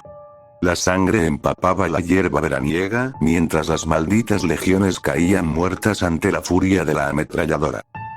Nosotras comenzamos a disparar cuando el hambre se dio cuenta de nuestro truco. Iluminamos el cielo, sin desperdiciar ni un solo tiro, mientras el ejército se lanzaba sobre nosotras. Ni por un segundo creí que pudiéramos ganar. Nos superaban quizás 1000-1. Pero matábamos como guerreras ancestrales, aniquilando a el hambre con gracia y furia. No lo hacía por mí, en verdad ni siquiera por la humanidad, lo hacía por mis hermanas. Valían la pena luchar hasta la muerte. Algunos del hambre, sosteniendo cuchillos y hachas entre los dientes, comenzaron a trepar las paredes de la casa como arañas. Pude ver a Ana y Hannah cambiar a escopetas y derribarlos mientras subían hacia ellas, pero tenían más hombres de los que nosotras teníamos balas, estoy segura. Debajo, la ametralladora seguía tronando, eliminando a cualquiera lo suficientemente desafortunado como para estar en su línea de fuego. Abby. ¡Cuidado!, gritó mamá. Me giré para ver al flaco, envuelto en su colección de rostros humanos, abalanzándose sobre mí. Antes de que pudiera apuntarle con el rifle, lo había agarrado con ambas manos y me derribó, su larga lengua negra palpando el aire. El rifle, ahora en posición horizontal, era lo único que nos separaba mientras sacaba un pequeño cuchillo que había estado ocultando en la funda de piel humana de su cadera. Rostro bonito, piel bonita, susurró, con voz jadeante. Logré liberar una de mis manos y agarré el revólver de mi cinturón. Antes de que pudiera añadir otro rostro a su capa, coloqué el cañón del revólver contra su vientre y disparé 4 veces. Sus ojos rosados se vidriaron y lo pateé desde el techo. «Esa es mi niña», gritó mamá, mientras golpeaba la cara de otro que trepaba por su lado del techo con la culata de su rifle. De repente, hubo un estruendo y sentí que uno de mis brazos se quedaba dormido. Miré hacia abajo para ver a una criatura de alambre sonriendo, sosteniendo una pistola de chispa humeante, colgada de un brazo en el borde del edificio. Se carcajeó al ver la sangre brotando de la herida. Le pisé los dedos y cayó a su muerte, riendo todo el camino. Mi brazo izquierdo estaba inútil, así que el rifle también lo estaba. Arranqué una tira de tela de mi falda usando el cuchillo del flaco y la até alrededor de la herida antes de recargar mi revólver. Una flecha atravesó el techo cerca de mi cara, produciendo un golpe desagradable. Miré abajo y vi a unos cuantos arqueros enloquecidos por el hambre, vestidos con camisetas, pantalones caqui y tocados falsos de nativos americanos. Antes de que pudieran tensar sus flechas nuevamente, les disparé con el revólver, matando a algunos y alcanzando de raspón a otros. Me di cuenta de que ahora, con un brazo inutilizado, era un blanco fácil mientras recargaba. «Oh Abby, no te preocupes, papá está aquí». Escuché una voz enferma y ronca detrás de mí. Miré hacia arriba y vi a un hombre alto, con barba, que apenas reconocí. Aunque tenía un notable parecido con Joseph. El revólver solo tenía un disparo cargado, pero lo levanté y disparé desde la posición agazapada. La bestia esquivó, y la bala solo golpeó su hombro en lugar del objetivo. Un segundo después sentí su bota impactar mi cara, derribándome del techo. Logré agarrar el borde con mi brazo que funcionaba, pero mi revólver sin carga cayó al vacío. «Mi pequeña Abby», dijo la bestia, que supongo alguna vez fue mi padre. «La última vez que te vi, eras solo un bebé. Te vi entrar al mundo. Lydia y Hannah no son mías. Tendré que preguntarle a tu madre puta sobre eso». Sacó un machete oxidado de su cinturón y se arrodilló cerca. La fuerza en mi brazo me estaba fallando y contemplaba si caer hasta la muerte sería peor que lo que papá había planeado. «Ya que te vi entrar, bebé, creo que es justo que te vea salir», dijo, levantando el machete. «Ve a jugar con Dios ahora, Abby. Pronto enviaré al resto de tus hermanas a jugar contigo». Cerré los ojos, esperando que el machete me cortara la mano, pero nunca pasó. Miré hacia arriba y vi a mamá, con lágrimas en los ojos, detrás de papá, clavando el cuchillo del flaco en su cuello. «Mary», dijo la criatura. «¿Por qué haces esto? Soy tu esposo». Mamá se mordió el labio inferior para no sollozar. «Mi esposo está muerto, bastardo. Y tú también». Arrastró el cuchillo en un arco suave por su garganta. Intentó protestar, pero solo salieron gorgoteos mientras la sangre negra formaba un delantal pegajoso sobre su pecho. Mamá puso su bota sobre la espalda de la criatura y la lanzó del techo. «Mamá. Ayúdame», grité, cada vez más difícil aferrarme al borde. Ella agarró mi mano y me jaló de nuevo al techo. «No mires atrás, querida. Solo ayúdame a subirte». Escuché risas agudas detrás de mí. Era la risa del hambre, sin duda, pero más familiar. «No mires atrás, querida, no mires atrás». Mamá me volvió a subir al techo y corrimos hacia la escotilla que llevaba de vuelta a la casa. Mientras desbloqueaba la escotilla, hice algo estúpido. Muy estúpido. Eché un vistazo por encima del hombro. Las vi, Anna, Hannah, Lydia. Trepaban por el techo, riendo como demonios.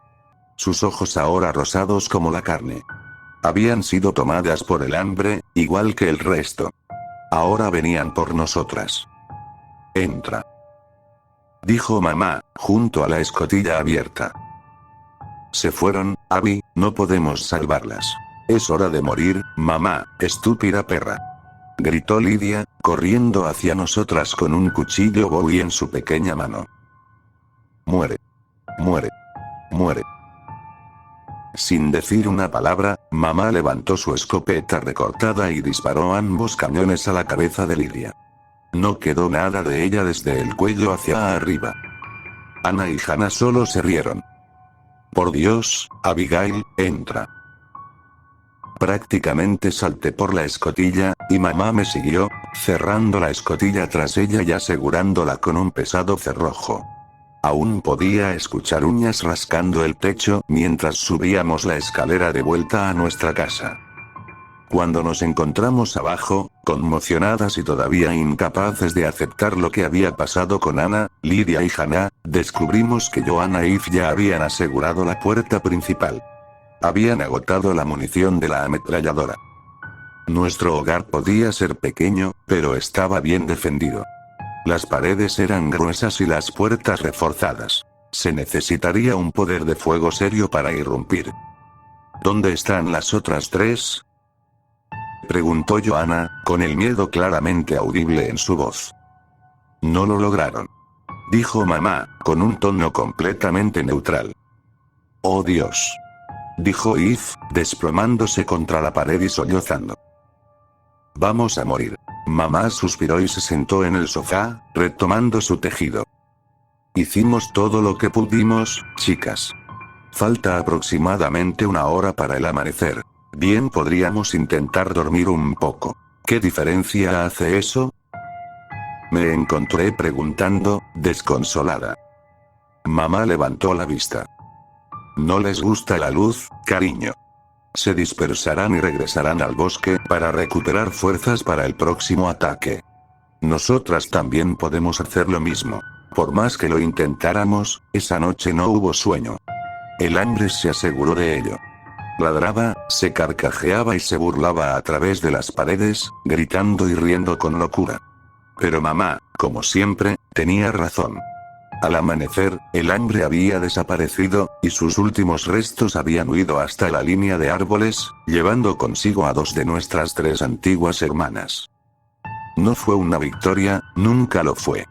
Lo mejor que podíamos esperar era sobrevivir, y supongo que deberíamos sentirnos agradecidas por haberlo logrado. A pesar de los seres queridos que habíamos perdido ante el hambre. Esta historia no trata de éxito, no es un canto de victoria, es una advertencia. Matamos a muchos de ellos, pero sus ejércitos siguen siendo enormes, y solo se harán más grandes. No sabemos cuándo regresarán, pero si lo hacen mañana, no hay manera de que tengamos el poder de fuego para enfrentarlos de nuevo. Nos destrozarán, y luego vendrán por todos los demás. Y si ese es el caso, solo tengo un sentimiento que ofrecer. Buena suerte.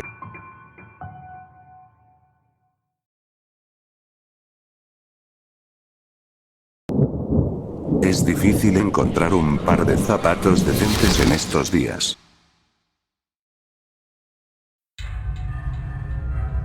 Recuerdo a mi padre llevándome hasta el extremo izquierdo del almacén, todo al fondo contra la pared, para revisar la sección de liquidación en la zapatería junto a la autopista. Como cualquier niño del vecindario, gastaba las suelas hasta dejarlas en nada, y cuando mi madre finalmente se daba cuenta de los agujeros, no me dejaba volver a jugar hasta que fuéramos a comprar. Después de que me medían la talla, empezaba la cacería de cualquier cosa que se viera mínimamente genial por menos de $20. Ahora, con mi propia familia, gasto al menos 3 veces más solo en zapatillas para mí. Claro, mis pies crecieron y existe la inflación, pero esas son solo para uso casual. Necesito zapatos de trabajo, que cuestan en 3 cifras. Botas de senderismo, para las vacaciones y la temporada de lluvias. Pantuflas para el patio. De vestir para eventos formales. Y sandalias para la playa. Y los niños, hacen la mitad de lo que yo corría y gastan el doble de zapatos. Además está mi esposa, Linda, que es otra historia, la luz de mi vida y perfectamente normal, digo, increíble en todos los sentidos, y no es una adicción, así que deja de llamarlo así. Por eso es tan importante encontrar un buen par de zapatos hoy en día. Y por eso me frustra tanto cuando cambian el estilo o la marca descontinúa el modelo. Las botas de senderismo, por suerte, no cambian demasiado. no para una familia de 4 que solo vacaciona una vez al año en el norte, al menos. El más pequeño ni siquiera necesita unas, considerando que lo cargo la mayor parte del tiempo, pero llora y llora hasta conseguir un par propio porque su hermana mayor tiene unas, y yo tengo que ser justo. Perdón, me estoy yendo un poco por las ramas. No están aquí para escucharme desahogarme sobre la industria del calzado, aunque podría hacerlo si quisieran. Están aquí por otra cosa. Y ocurrió precisamente en nuestra caminata, así que estaba llegando al punto a mi manera. Obviamente tomamos todas las precauciones. Salimos antes del mediodía con bastante comida y agua, varias copias del mapa del sendero, una brújula que Linda juró que no necesitaríamos, silbatos, que, dicho sea de paso, son un terrible dispositivo de emergencia para darle a los niños, linternas, pañales y más que suficiente tiempo para terminar la caminata más corta, más fácil y más aburrida al menos 3 veces antes de la cena. Y claro que algo salió mal. ¿Tienen hijos? Para cuando mis oídos ya no podían distinguir entre el nuevo juguete favorito de Susie y el tinnitus de mi edad, ni siquiera tengo 40 aún, legalmente hablando, apenas nos habíamos alejado un poco del estacionamiento y ya estábamos haciendo una pausa para almorzar. Sí, Linda, sé que ahí están las bancas del parque.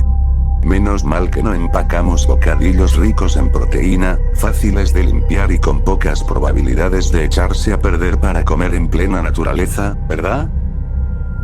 Intercambié la típica inclinación de cabeza suburbana de tipo blanco con otras parejas que encontramos cuando por fin nos internamos en el bosque. Bueno, también nos topamos con una encantadora pareja negra, que también devolvió el gesto. No quería sonar racista, Linda, es solo una forma de hablar. Sí, recuerdo lo que dijo tu padre el día de Acción de Gracias pasado. No estoy de acuerdo con él. Sí, sobre el racismo, aunque el pavo estaba un poco seco, eso sí. Por suerte, la mantequilla de maní mantuvo ocupadas las bocas de los niños y les dio un descanso a los silbatos, mientras caminábamos junto a un arroyo y nos turnábamos para mirar por los únicos binoculares que habíamos llevado, intentando ver un ciervo, un conejo o al menos una hoja cayendo. No, Linda, no digo que necesites lentes. Solo digo que nuestro seguro prácticamente nos regala un par cada año porque ya me quedé sin datos divertidos sobre mariquitas. Habíamos llegado al tercer o cuarto marcador verde, y de todos los colores, escogieron verde para señalar un sendero fácil en medio de la naturaleza, cuando Susie se detuvo emocionada. Apenas alcanzó a decir algo antes de darme la brújula que yo había olvidado que le había pasado. Me agaché a su altura como buen padre y le dije que tenía que ponerla plana sobre su mano para que la aguja apuntara al norte. La acomodé en su palma, la estabilicé, y de pronto sus quejas empezaron a tener sentido adulto. La aguja giraba sin control. La puse contra mi reloj, luego contra mi teléfono, esperando algún campo magnético que la ajustara. No, Linda, no sé si eso funciona, pero por lo que costó deberían incluirlo. Lamentablemente, siguió girando al azar. En medio de mi discusión perfectamente razonada, equilibrada y a un volumen promedio con mi esposa sobre si había gastado suficiente en una brújula real, Susie volvió a soplar el silbato. Habría sido completamente normal escucharlo de no ser por el silencio absoluto que el bosque devolvió como eco. Hice mi tarea. El bosque solo se calla así cuando hay un depredador cerca. Y, además, todavía deberíamos haber escuchado la autopista. Sí, Linda, incluso a esta distancia. Mi dulce hija seguía soplando aquel diabólico pedazo de plástico hasta que se lo quité, prometiéndole que solo quería comprobar que aún le quedaban soplidos para el día. Lo guardé en el bolsillo de mi chaqueta y tomé su mano para llevarla de vuelta al sendero, deteniéndome cuando ella se resistió. «Zapatos, papi», me dijo. «Sí, cariño, me encantan tus zapatos. Recuerdo cuando los compramos juntos». «No, papi. Allí. Mira». Dirigí la mirada hacia donde apuntaba su bracito, preparándome para encontrar un par de zapatillas viejas abandonadas por algún excursionista flojo, o peor. No quería tener que explicar de nuevo lo que era ensuciar la naturaleza, y menos si debía salirme del sendero para recoger zapatos usados. No hizo falta explicación. Pues lo que mi hija había visto era, justo más allá de la línea de árboles, un montón de zapatos. Fácilmente una docena de pares de distintos tamaños y estilos. La curiosidad me ganó y le pedí a Susie que fuera a buscar a su madre mientras yo revisaba. Naturalmente, me ignoró y me siguió. Sí, Linda, sé que es la niña de papá. Gracias a Dios por eso. Al acercarnos descubrí aún más botas. Tenía que haber cientos de ellas, todas amontonadas a lo largo de una grieta sorprendentemente empinada en la tierra. Pensé en un sumidero o en un antiguo cauce, pero nada explicaba la enorme cantidad de zapatos. Mis reflejos de padre apenas me alcanzaron para detener a Susie antes de que se inclinara demasiado y cayera. No quería saber qué tan profundo era, o si caería atravesando los zapatos como arenas movedizas apestosas a pies. Regresé con mi esposa y me aseguré de que Susie le tomara la mano mientras yo sacaba el mapa. La brújula seguía girando, y aún teníamos bastante luz. Según lo que veía, no nos habíamos desviado, y aunque lo hubiéramos hecho, deberíamos haber encontrado una intersección. Traté de sacármelo de la cabeza, anotando reportarlo al regresar. Sí, Linda, a las autoridades. No voy a llamar al 911 por unos zapatos. Seguimos en el sendero. Le devolví la brújula a Susie dándole el importante trabajo de avisarme si dejaba de girar. Mantenerla ocupada la alejaba de intentar explorar otra vez, incluso si lograba soltarse de la mano firme e independiente de su madre. Leí el mapa. Sí, Linda, sé leer un mapa. Lo hemos hablado 1000 veces. Me encantaría pedir direcciones. Hola, señora Ardilla, ¿podría indicarnos el baño más cercano? ¿Qué? ¿Orina en los árboles? Espero que al menos se lave las manos. Linda no lo encontró gracioso, pero los niños sí rieron. Las siguientes horas fueron la peor pesadilla de un padre. O de cualquier excursionista, pero créanme, con niños es peor. Permanecimos en el sendero, siempre en una sola dirección, sin toparnos con otros caminos ni señales. Sí, Linda, sé que es el sendero verde. Oh, claro, se confunde con las hojas. Debí darme cuenta antes. Empecé a preocuparme cuando el cielo comenzó a tornarse púrpura. Sabía que habíamos caminado demasiado tiempo en un sendero tan corto como para estar así de perdidos. Y lo peor. Volvimos a toparnos con la grieta de zapatos. Para entonces todos se quejaban. En realidad mucho antes, pero había mantenido la calma hasta ese punto. El bosque volvió a quedarse en silencio, y por alguna razón, un pensamiento extraño me atravesó la mente un segundo demasiado tarde. Los animales callan ante un depredador. Y lo único extraño allí era aquel montón de zapatos. Ojalá pudiera explicar el miedo primitivo que me invadió. Ojalá no tuviera que intentarlo. Pero algo en mí entendió, demasiado tarde, que ese montón de zapatillas, botas y sandalias era maligno. Digo un segundo demasiado tarde porque, como si mi propia mente me hubiera traicionado por puro agotamiento, confusión o shock, descubrí cómo funcionaban esas arenas movedizas apestosas. Susie cayó en medio del montón. Me lancé a agarrarla, pero aquel leviatán de zapatos se la tragó antes de que pudiera alcanzarla. Encontrarla habría sido como buscar gafas de sol en un lago turbio. Sus gritos se apagaron rápido, y lo último que vi fueron sus zapatos nuevos, desapareciendo en la pila de pantuflas. Sí, Linda, por última maldita vez lo intenté. Oh, claro, seguro que se resbaló cuando no estabas viendo, ¿sabes qué? Ya no vale la pena. No mucho después apareció otro grupo de excursionistas por el sendero. Mi esposa los llamó y pidió ayuda, y cuando volví la vista, el monstruo de zapatos se había cerrado, dejando la tierra lisa de horizonte a horizonte. Pasé la noche trabajando con las autoridades y voluntarios buscando a mi Susie. Al monstruo de botas.